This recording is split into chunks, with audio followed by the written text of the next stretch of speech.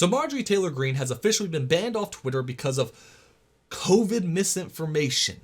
And I put misinformation in quotes because, well, to be honest, you can look at what she posts. If I say it here on YouTube, I'll probably get banned as well. But the stuff she said about COVID apparently got her banned off Twitter altogether. I'm talking about a permanent ban. Now, I just want to put this out here. I am not the biggest Marjorie Taylor Greene fan. I think she probably does have a couple screws loose up there. However, I'll give her credit where credit's due.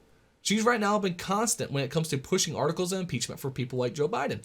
This is good. I know there's no chance in hell it'll ever be voted on, but that's not the point. The point is, she's actually doing what she says should be done. She says, hey, I'm going to run on the campaign saying that we're going to get Joe Biden out of office.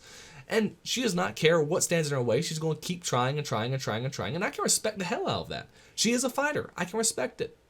But no matter what I might think about her, no matter what I might think about some of her things she said in the past, the reality is the fact that Twitter was able to ban an elected official is still more frightening than anything else that's been happening in the past 5 years or so. They did it with Trump, and that was already terrifying enough. Again, that should have been the red flag for us all to get off Twitter. However, a lot of us stayed on. And now they're banning another Republican politician. Now, first off, I kind of am curious about the fact of, does this count as like an in-kind contribution to the Democrats? Of course, you're banning off any Republican ideology while allowing Democrat ideology to fester even when it does violate their rules. They allow people like Antifa to stay on Twitter even though they advocate for violence again and again and again and again.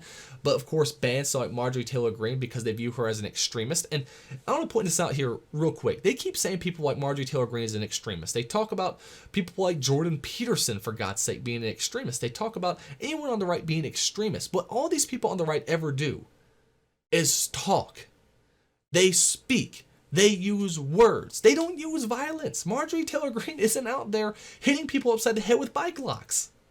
Neither are anyone on the right. There might be a few outliers here and there, but for the most part, the right is not a violent bunch of people whatsoever, because for the most part, the ideology of the right is leave me alone.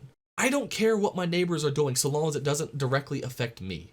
And because of that, that's part of the reason why us people on the right are not violent. You can believe in all your crazy left-wing nonsense. You can be an evil communist bastard. And yes, if you believe in communism, you are evil. You are just as evil as the people who marched on Charlottesville. The people who marched on Charlottesville are on the same level as people who believe in communism. All right, guess what killed more people? Okay, communism, if you look at history, is far more evil of an ideology than World War II Germany ever was. Right, Soviet Union is above Germany.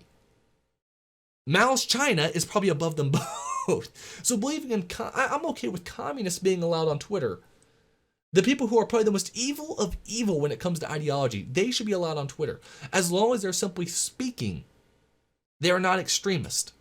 They become extremist in their actions. When you sit there and go around the streets and start hurting people for your ideology, then I'll call you an extremist. And I don't know, is there a group that does that? Antifa. Black Lives Matter. Burning down businesses, actually killing people in the streets. These are people who have actually gone out and committed violence on behalf of their ideology. They are extremist. The right is not committing violence on behalf of their ideology. If you look at even something like the January 6th riots, and listen, it was a riot. It was a riot, but guess what? It was a relatively peaceful riot. Yes, things got broken that shouldn't have been broken, but guess what? It was all technically publicly paid property, right? It's taxpayer dollars that they're actually destroying. Here's the thing. You can destroy taxpayer dollars and I'll be much more lenient towards you than the person who goes burning down a small business. Okay? So they went in, they rioted. The only death that occurred was a rioter. That was it. And frankly, there's some issues about how that death occurred too. That was the right getting quote-unquote violent. That was the right turning quote-unquote extreme. Now you compare that to what happened during just months prior during the Black Lives Matter protests, where they, of course, were burning down DC. And I'll throw a couple pictures up here so you can get an idea of just how terrible it really was. And tell you what is more extreme. Now Marjorie Taylor Greene here said a couple of stuff about COVID, just some information about COVID that she came across. Whether it's true or untrue, I'm not going to say. I expect you to be smart enough to figure it out on your own. However, her speech speech has now been deemed to make you an extremist. And they're now banning people off their platform. Now, here's what my concern is. Here's my big concern. As people get removed from Twitter, as people from the right move to other sites, like Gitter is the one that's getting most attention right now. And we'll see if Gitter actually survives, unlike Parler did. Like, Parler collapsed pretty quickly. Let's see what happens with Gitter. You know, it's Gettr. I'm on there with Barbecue Barnes. So I just made one today. We'll see how the site goes, but more than likely it's going to become a little bit of an echo chamber. Now, my concern with echo chambers is this. How do you think the left became extremist in the first place? The left wasn't that extreme in the 90s. They had their moments, sure, but for the most part, they weren't that extreme. They became extreme when the colleges became just such an echo chamber that they pushed out any ideology other than their own. At this point, you know, someone on the right, someone that they call the far right, gets exposed to far left media all the time. We get exposed to left-wing ideology all the time. And because of that, we don't really look at them as inherently evil per se. We mostly look at them as wrong, unless, of course, they do some type of action that we say is probably directly evil. But when we see people like Rachel Maddow out there, we don't go, oh, what an evil bitch. You know, we sit there and go, wow, what an idiotic bitch, right? You know, we sit there and say she's dumb, not that she's evil. The people on the left have a different way of looking at things, though. They are not exposed to people on the right at all. You can see this whenever they protest, yet can't name a single thing the person's actually done before, you know, that they're actually protesting. They'll sit there and say, we're against Jordan Peterson. Why? Well, because he hates trans people. Okay, well, when did he say that? Well, all the time. And they can't point to a single example because he doesn't. He doesn't actually hate trans people. He was against forced use of pronouns. That doesn't show any any bit of hatred towards the trans community whatsoever. It's simply saying you don't have the right to tell people what they must say, right? You don't have the right to tell people what they even can say. That's all he was pointing out. Yet these people don't know, of course, any of this because they've been in an echo chamber. And so because they've been in an echo chamber, and when they hit the real world and they realize things don't line up with the ideology, they have a breakdown. And of course, it results in some form of, a lot of times, violence.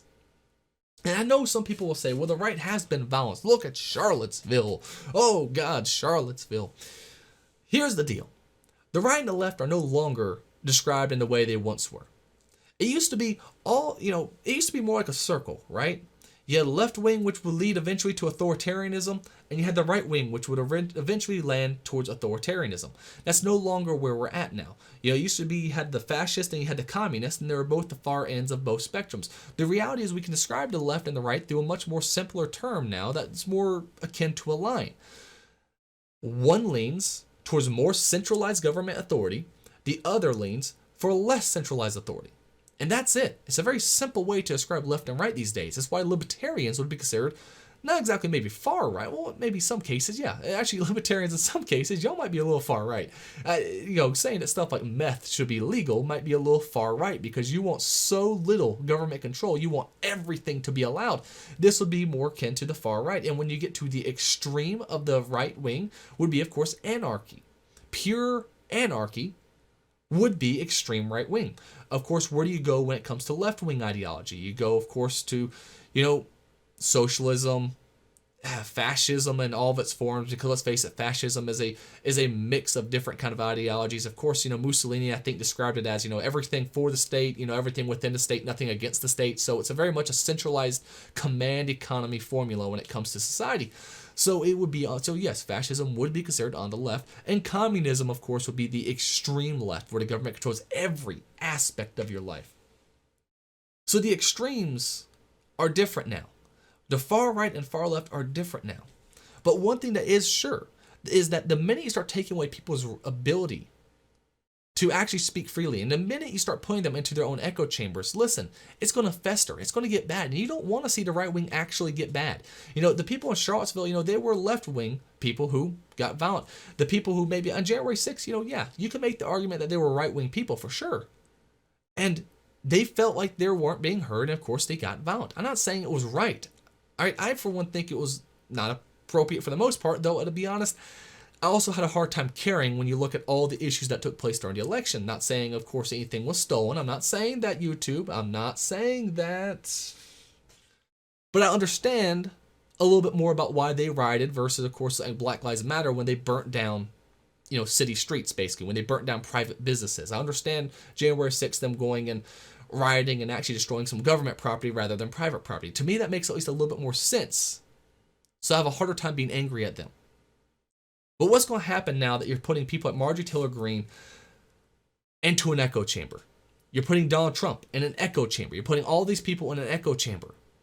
And you're taking away their ability to speak freely. You're taking away their ability to have these conversations that need to occur. You're setting up a very dangerous situation where now people on the left are going to be in a even more of an echo chamber than they already were. And we already know how violent the left has been. And now you're putting people on the right in a different echo chamber of their own. And when you've taken away their ability to actually discuss their issues between one another, the only option ends up becoming violence. And this is where, of course, we get to the idea of a civil war is coming. And I don't think it's going to be like we all think it is. It's not going to be all of us picking up our ARs and going to war against the government. I don't think that's how it's going to be.